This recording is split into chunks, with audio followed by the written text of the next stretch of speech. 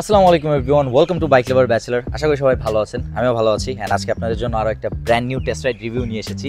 Yes, brand new, কারণ এর আগে আমার চ্যানেলে এই বাইকটা আপনারা দেখেন নাই। এটা হচ্ছে জিপিএক্স যেমন 165R দ্য কোর্সা 2 এডিশন। আজকে আপনাদেরকে বলবো এই বাইকটাতে কী কী চেঞ্জ আছে আগের বাইক থেকে, অ্যান্ড এখন এই বাইকটা নেওয়া কেমন হবে। ওকে, সো প্রথমে চলুন বলি এটাতে কী কী চেঞ্জেস রয়েছে। প্রথমত আপনারা দেখতে পাচ্ছেন কালার স্কিমটা চেঞ্জ। আগের থেকে কালার স্কিমটা চেঞ্জ করা হয়েছে, ডিফারেন্ট কালার্স, জায়গায় জায়গায় নতুন গ্রাফিক্স অ্যাড করা হয়েছে। এই পর্যন্তই হচ্ছে কালারের চেঞ্জ। এর বাইরে সম্পূর্ণ বাইকে যদি আর কোনো চেঞ্জের কথা বলি, তেমন ভিজিবল কোনো চেঞ্জ নাই। এই গ্রাফিক্সে একটা জিনিস আমার ভালো লেগেছে, যে এই গ্রাফিক্সে এখন ট্যাঙ্কের এখানে একটা মোটোজিপি ট্র্যাক বানানো আছে। লুকসের দিক থেকে চেঞ্জ বললে এইটুকুই, লুকসের দিক থেকে এর বাইরে আর কোনো চেঞ্জেস নাই। এখন অনেকেই বলে যে এটা নাকি ইসিউ চেঞ্জ করা আগের মডেল থেকে, ওটা আমরা একটু পরে টেস্ট রাইড দিব যখন, তখন চেক করবো যে ইসিউ যদি আসলে চেঞ্জ করা হয় সেটার ফিডব্যাক কতটুকু পাচ্ছি এখন আমরা, মানে বেটার হয়েছে না আগে থেকে পাওয়ার কমছে না বাড়ছে, এগুলো আমরা একটু দেখবো। আসলে যদি বাইকটা আপডেট করার মতো কিছু থাকে তাহলে সেটা হচ্ছে বাইকের সামনে ডিস্ক ব্রেকটা চেঞ্জ করে দেওয়া যায়। অ্যান্ড তার পাশাপাশি আরও একটা জিনিস যেটা চেঞ্জ করা যায় সেটা হচ্ছে ডিজাইনের ভিতরে এই জায়গায় যে কার্ভটা, এই কার্ভটাতে আমার মতো লম্বা কেউ যখন পা রাখে এই জায়গায় হাঁটুটা লাগে, হাঁটুতে প্রচুর ব্যথা হয়ে যায়, যেই জন্য আমি জিপিএক্স চালানো তেমন একটা পছন্দ করি না। অ্যান্ড আমার মতো আরও অনেকেই আছে যারা হাঁটুতে এই প্রবলেমটা ফেস করে। তো এই জিনিসটা যদি সলভ করা যেত তাহলে জিপিএক্স আরও অনেকেই নিতে পারতো। জাস্ট এই কার্ভের ডিজাইনটা যে এটাই চেঞ্জ করা লাগতো। অ্যান্ড এর বাইরে বাদবাকি বাইক সব কিছু সেমই আছে, সেম এক্সস্ট, সেম ইঞ্জিন, লিফানের কেপ্রো ইঞ্জিন। এই বাইকটা আমি এনেছি আলাদিন মোটরস থেকে। আলাদিন মোটরস হচ্ছে একটা ইউজড বাইকের শপ, যেখানে আপনি সব টাইপের ইউজড বাইক পাবেন। অ্যান্ড জিপিএক্স যেমন দ্য কোর্সা 2 এই এডিশনটাও অ্যাভেলেবেল আছে আলাদিন মোটরসে। এই বাইক অথবা অন্য যে কোনো ইউজড বাইক কিনতে আপনারা যোগাযোগ করতে পারেন আলাদিন মোটরসের ফেসবুক পেজে, অথবা দেখেন নিচে নাম্বার দেওয়া আছে, এই নাম্বারে যোগাযোগ করতে পারেন। চলুন এখন বাইকটার টেস্ট রাইড শুরু করি। ওকে, সো ভিজিবল চেঞ্জেস যেগুলো দেখানো ওটা আপনাদেরকে দেখাইছি, যে এই বাইকের গ্রাফিক্স চেঞ্জ, এইটাই একমাত্র ভিজিবল চেঞ্জ। এর বাইরে আর কোনো কিছু ভিজিবলি চেঞ্জ হয় নাই। এর বাইরে হচ্ছে এটাতে নাকি ইসিউ চেঞ্জ করা, অ্যান্ড ইসিউ চেঞ্জ করার জন্য কোম্পানি দাবি করে যে এটার পাওয়ারও একটু বেশি। ওয়েল, টু বি অনেস্ট, এটার পাওয়ার যদি অন পেপারস একটু বেশিও হয়, ওটা অন রোডে তেমন একটা দেখা যাবে না। এই রাস্তায় পানি পড়ে আছে, তো রাস্তায় একটু শুকাক, তারপরে দেখাচ্ছি। বাদ বাকি এখন আপনাদেরকে বলি জিপিএক্সের কিছু good side and bad side. Good সাইডের কথা যদি বলি, প্রথমত বাইকটা দেখতে খুবই সুন্দর, খুবই সুন্দর। দ্বিতীয়ত বাইকটা মোটামুটি পাওয়ারফুল, এনাফ পাওয়ারফুল, মানে এরকম প্রাইজের একটা বাইক যেরকম পাওয়ারফুল হওয়ার কথা স্পোর্টস বাইক হিসেবে, ওরকম এনাফ পাওয়ারফুল। চলেন দেখি কতটুকু ভাগে।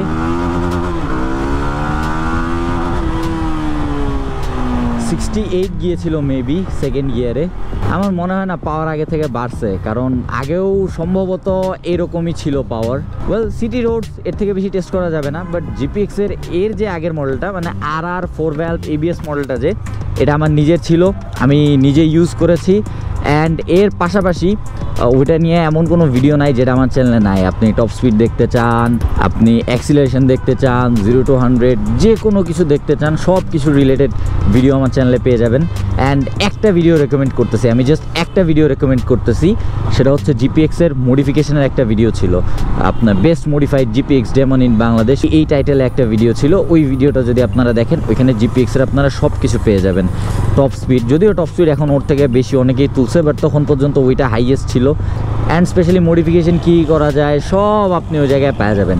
ওয়েল, বলতেছিলাম বাইকের গুড সাইডের কথা। তো যে দুটো জিনিস বলছি, যে বাইক দেখতে খুবই সুন্দর এবং বাইক পাওয়ারফুল, এই দুটো হচ্ছে বাইকের খুবই ভালো সাইড। এবং এর পাশাপাশি বাইকের এবিএসের ফিডব্যাক খুবই ভালো। ভাই, চাইনিজ ম্যাক্সিমাম বাইকের এবিএসে প্রবলেম করে, আমি জিপিএক্সের এবিএসে এখন পর্যন্ত কোনো প্রবলেম দেখি নেই। এটা আরও একটা গুড সাইড, যে এই প্রাইজের ডুয়েল চ্যানেল এবিএসওয়ালা বাইকগুলোর মধ্যে জিপিএক্সের এবিএসের ফিডব্যাক ভালো। খালি যদি এটা ডিস্ক ব্রেকগুলো আরেকটু বড় বড় হইতো, তাহলে দেখা যায় তো এটা ওয়ান অফ দ্য বেস্ট ব্রেকিংয়ের চাইনিজ বাইক হইতো। ওয়েল, এরপরে বাইকের ব্যাড সাইডের দিকে আসি। ব্যাড সাইডের কথা বলতে গেলে প্রথমে বলতে হয় বাইকের ডিজাইনে কিছু মেজর মিস্টেকস আছে, যেগুলা কোম্পানি সলভ করে না। কারণ কোম্পানি সলভ করতে গেলে ওরা এই ডিজাইনে কোনো কিছু চেঞ্জ করতে পারবে না, ওদের নতুন আরেকটা ডিজাইন কিনতে হবে, কিংবা এই ডিজাইনে চেঞ্জ করতে গেলেও ওই নতুন আরেকটা ডিজাইন কেনার মতোই খরচ আসবে। কারণ এই বাইকগুলো মেইনলি বানানোই হয় ওইভাবে, যে কোনো একটা ব্র্যান্ড ডিজাইন বিক্রি করে কোনো একটা কোম্পানি, তারপরে কোনো একটা কোম্পানির কাছ থেকে ইঞ্জিন নেওয়া হয় এইভাবে, তারপরে নিজেদের কিছু R&D খাটায়া বাইক তৈরি করা হয়। বাট এটাতে R&Dতে কিছু জিনিসের 19-20 আছে, যেমন এই যে আমি যে বললাম এটা আমার হাঁটুতে লাগে, এটা হাঁটুর এমন একটা জায়গায় লাগে যেখানে প্রচুর ব্যথা করে পায়ে, মানে লং টাইম চালাইতে গেলে পায়ে প্রচুর ব্যথা করে। যেমন আমি তো এখন সিটিতে চালাইতেছি, এখন কোনো গার্ড টার্ড পরে চালাইতেছি না, তো এখন ব্যথা করতেছে। হাইওয়েতে আবার যখন কোনো গার্ড টার্ড পরে থাকি, ধরেন আমার লেগ গার্ড আছে, তখন আর এরকম ব্যথা ট্যাথা করে না তেমন কিছু। তো এই হচ্ছে কাহিনী যে এই জিনিসটা সলভ করা যায়। তো এই একটাই বলবো আমি এই বাইকের ব্যাড সাইড, এছাড়া এই প্রাইজে এই বাইকের তেমন কোনো ব্যাড সাইড নাই। হ্যাঁ, চাইনিজ বাইক হওয়া একটা টাইমে একটা ব্যাড সাইড ছিল, এখনও অনেকের কাছেই বাংলাদেশে চাইনিজ বাইক হওয়া একটা ব্যাড সাইড, অনেক বাইকের ক্ষেত্রে এটা চলে এখনও। বাট কথা হচ্ছে সিসি লিমিটেশন বাড়ার পরে আমরা ইন্ডিয়ান এরকম কিছু বাইকও দেখেছি যেগুলোর থেকে এই চাইনিজ বাইকটা বেটার। ইয়েস, ইন্ডিয়ান এরকমও কিছু বাইক ঢুকেছে যেগুলোর থেকে এই চাইনিজ বাইক রিলায়েবিলিটিতে বেটার। আমি শুধু এটার কথা বলতেছি না, আরও অনেকগুলো বাইক আছে যেগুলো রিলায়েবিলিটিতে বেটার, উল্টা আরও দাম কম, এগুলার পাওয়ারও মোটামুটি সিমিলার, সবই সিমিলার। ইভেন ইন্ডিয়ান ওই বাইকটা নতুন আসার পরেও এই পুরাতন যেটা মার্কেটে অনেক দিন ধরে চলতেছে জিপিএক্স, এটা থেকে রিসেল ভ্যালু কম ওই বাইকটার। মানে কোন বাইক আমি নাম না বলি, কারণ এভাবে ডাইরেক্টলি কোনো বাইকের কথা বলা ওই বাইকের ইমেজের ওপরে ইম্প্যাক্ট ফেলে একটা। যখন ওই বাইক নিয়ে ভিডিও করব তখন আবার ওই বাইকের কথা বলবো। বাট আমি আপনাদেরকে বুঝাচ্ছি এটা যে এখন আর বাংলাদেশের চাইনিজ বাইক হওয়া তেমন বড়সড় কোনো দোষ না, এই সেম দোষে ইন্ডিয়ান বাইকরাও দোষী। তো এখন বলি জিপিএক্স যেমন কাদের জন্য নেওয়া উচিত হবে আর কাদের জন্য নেওয়া উচিত হবে না। ওয়েল, আপনি একটা স্টাইলিশ স্পোর্টস বাইক চান তাহলে আপনি এই বাইকটা নিতে পারেন এই প্রাইজের মধ্যে। এখনও পর্যন্ত বাংলাদেশে চাইনিজ বাইকের একমাত্র সমস্যা যেটা আছে সেটা হচ্ছে স্পেয়ার পার্টস অ্যাভেলেবিলিটি। বাংলাদেশে সবথেকে বেশি spare parts available Chinese bike সেটা হচ্ছে লিফান। লিফানের স্পেয়ার পার্টস কম বেশি মোটামুটি ঢাকায় তো অ্যাভেলেবল, আপনি বংশাল গেলেও পাবেন, আপনি মিরপুর 10 নম্বর আসলেও মোটামুটি পাবেন, বা ওদের যে সার্ভিস সেন্টার সেগুলোতে তো পাবেনই। লিফানের সাথে জিপিএক্সের ইঞ্জিনের পার্টস সবগুলো মিলে যাবে। তো ইঞ্জিনের কোনো কিছু লাগলে আপনি সেটা খালি বলবেন যে কেপিটির ইঞ্জিনের পার্টস দেন, দিয়ে দিবে। ইঞ্জিনের পার্টস যেটাই দরকার আপনি পেয়ে যাবেন। এরপরে থাকলো বডি পার্টস আপনি জিপিএক্সের কাছে পেয়েই যাবেন। এখন আবার এখানে কথা আছে, চাইনিজ বাইক ফার্স্ট বাইক হিসেবে কখনোই নেওয়া উচিত না, কারণ সব বাইকই প্রবলেম দেয়, দিন শেষে দোষ হয় চাইনিজ বাইকের।